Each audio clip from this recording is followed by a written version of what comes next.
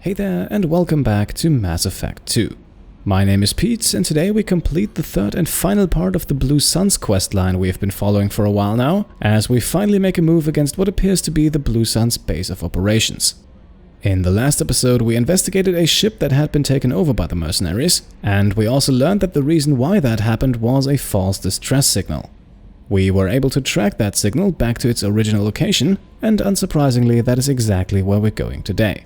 Before we do though, we can quickly take care of a research project that we picked up last time, because together with the ship's valuable cargo we also found a heavy skin weave upgrade. We can find that under prototypes here and it gives Shepard a plus 40% health bonus, which sounds like a lot at first, but considering how it's applied before all other bonuses it's actually not that much. Still, our survivability increases even if it's only a little, and with that we're already good to go. Jack would like to talk with you, Commander. As usual, Kelly informs us of the various loyalty missions still waiting for us. Apart from that, however, we will have no further conversations with her today. For the moment at least, we have exhausted all of our dialogue options. Now, with the Omega Nebula thoroughly completed, we will head back to the mass relay, and from there we will travel over to Sigurd's Cradle.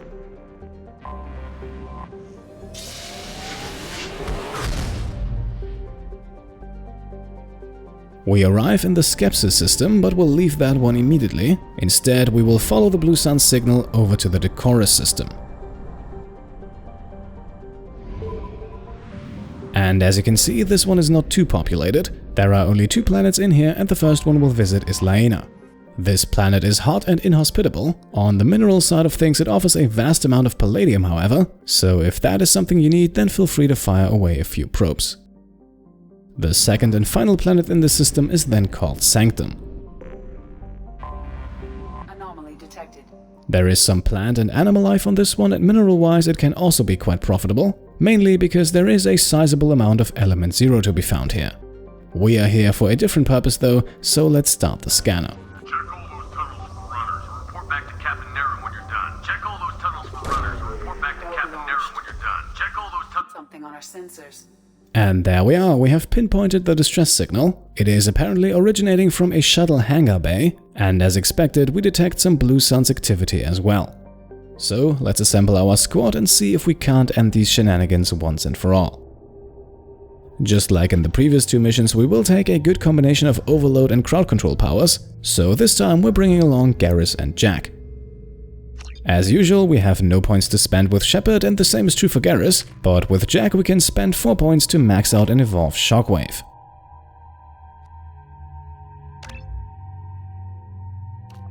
And as usual, we have a choice between the option that focuses more on the power side of things, that would be Heavy Shockwave, which increases the ability's force of impact, or we could go with Improved Shockwave, which focuses on the impact radius. And since this is mainly a crowd control and less of a damaging power, we will do exactly that. We will go with Improved Shockwave, allowing the ability to strike a large number of foes at the same time. And that's all we do here. Let us now move on to weapon selection, where we will make sure to bring the M-920 Cain along. If you have been following along, you should also have enough ammunition for it, at least when it comes to the point in this mission where the weapon will be useful.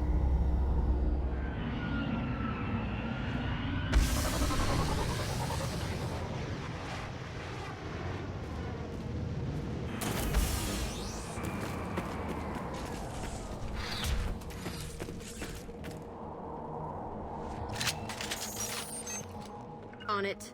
Affirmative. Alright, here we are, right outside of the Blue Suns base, and just like in the previous 2 missions, our arrival did not go unnoticed.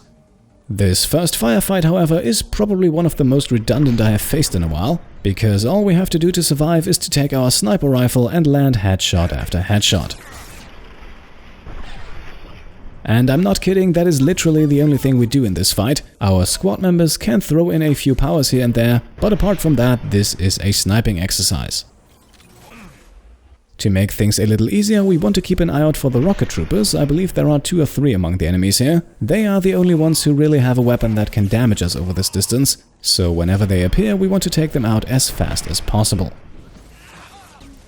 For now, there is also no need to worry about ammunition. In the next few encounters we will not really rely on the sniper rifle that much, and there will be a chance to restock on ammunition before it becomes important again.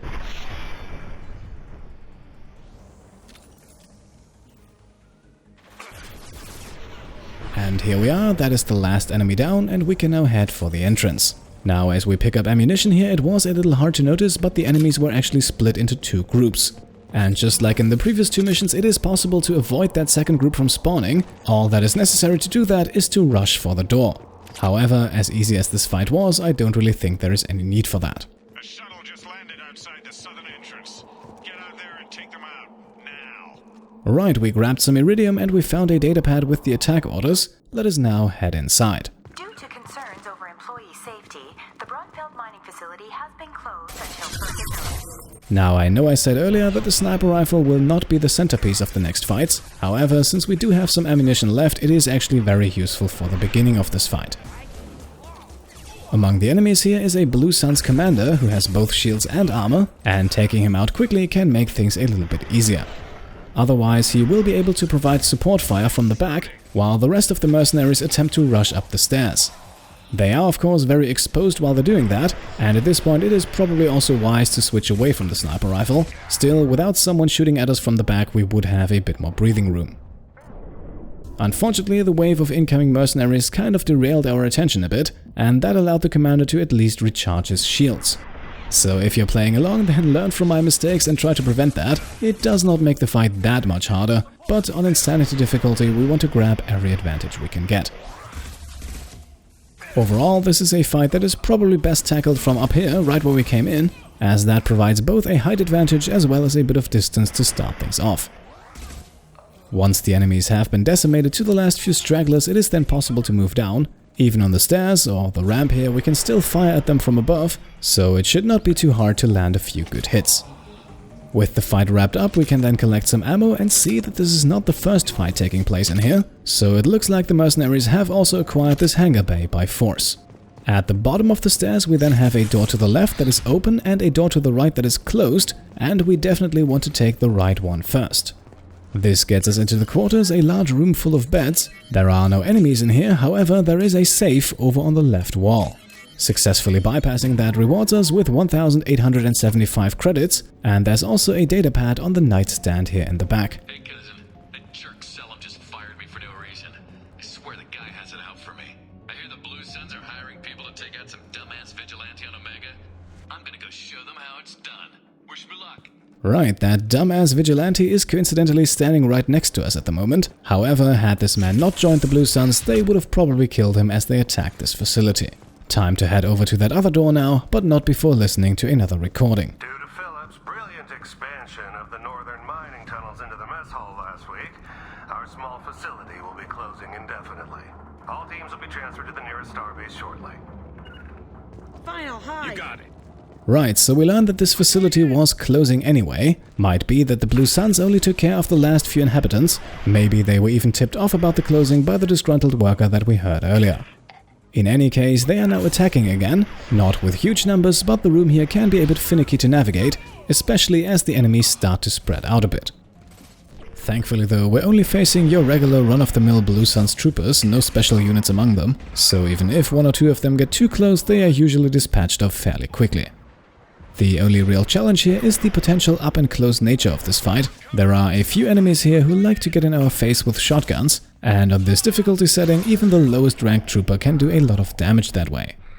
This might allow you to grab 1 or 2 punch-and-shoot kills for the Brawler achievement. As you can see though, I did not focus on that. We are now done with the fight and can enter the mining tunnels. As we just learned, their expansion into the mess hall was the reason why this facility had to be shut down. For a change, there won't be any enemies waiting for us here. Instead, there will be 4 containers of iridium, so 5 in total for this mission, with the one that we grabbed earlier outside of the base.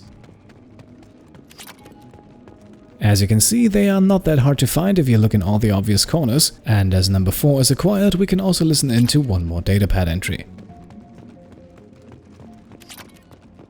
We've got a major haul coming in from that dig site, boys.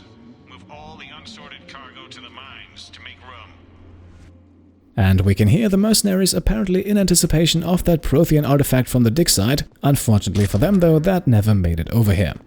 Now, the power cell container here is very important. Not only does it stock up our regular ammo, but also our heavy weapon ammo, and we're going to use that in just a moment. Whoever you are, you won't make it out of here alive.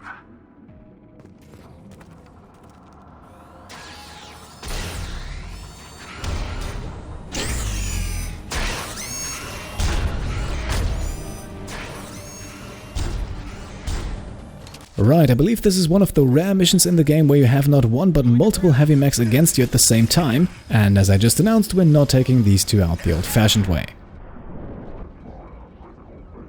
Due to our relatively high level at this point, a direct hit from the Cain does not instantly kill them, but it sure makes the job a lot easier. If you're lucky, they even advance on you closely together, at which point killing the first one with a headshot might actually get rid of the second one as well.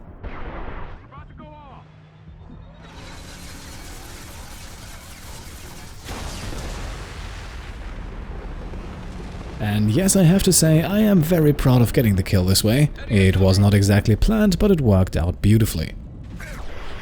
Now, unfortunately, the fight is far from over yet. As you can see, a few seconds after the mechs have been defeated, a large group of Blue Suns is entering the room. Now, normally, these guys appear as soon as the first mech goes down. However, since we took care of both mechs more or less simultaneously, they are now arriving without any form of robotic backup. Does this make things easier? Yes, of course. Does this make things easy? Absolutely not. Especially the mercenaries' affinity to get in flanking positions can be a huge pain in the ass in this mission, not to mention that they also have a very strong, unique soldier in their ranks. His name is Captain Narom, he is the commander and in charge of this base, and he is equipped with the M-76 Revenant assault rifle. If you remember, that is the assault rifle we could have picked up instead of the sniper rifle on board of the collector cruiser. Needless to say, this guy packs a punch. Additionally, he also has strong shields and armor, so going face to face with him and his squad is a very risky endeavor. For that reason, you can see it, we have actually retreated a bit, which significantly reduces the number of enemies who engage us at the same time. Conveniently enough, this also puts Narom at the front lines without too much backup, allowing us to get rid of him before he can do significant damage.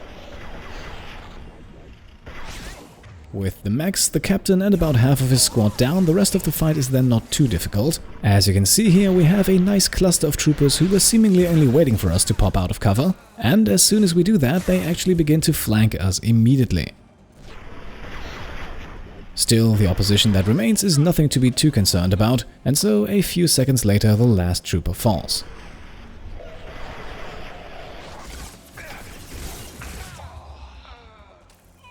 Now, at this point, we could go straight for the beacon controls and disable the distress signal, but let's instead collect a few valuables before we do that. Up on the small platform here, there is a medkit that gives us 100 credits, and then we can proceed to the other side of the room.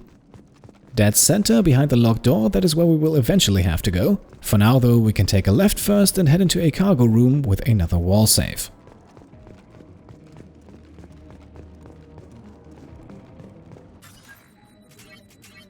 One more time, we receive 1,875 credits, and so we can now run across to the other side and head into the chamber on the right.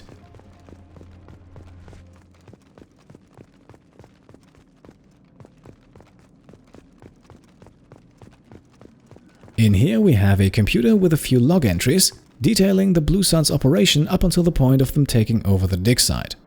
In the first entry here, the arrival of a client is mentioned, more specifically an agent who probably belonged to the team of researchers at the dig site, who wanted to hire the Blue Suns to transport the Prothean artifact. The second entry then shows how the agent was put under pressure, and how he or she consequently gave up the information about the Prothean artifact.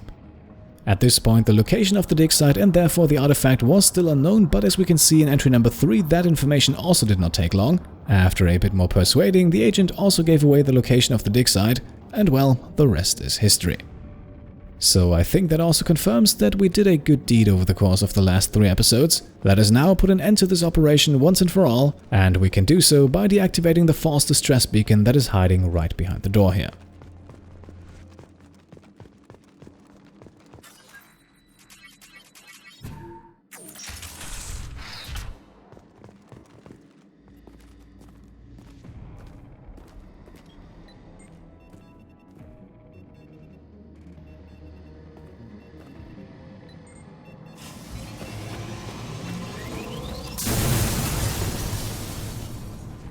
That should do it.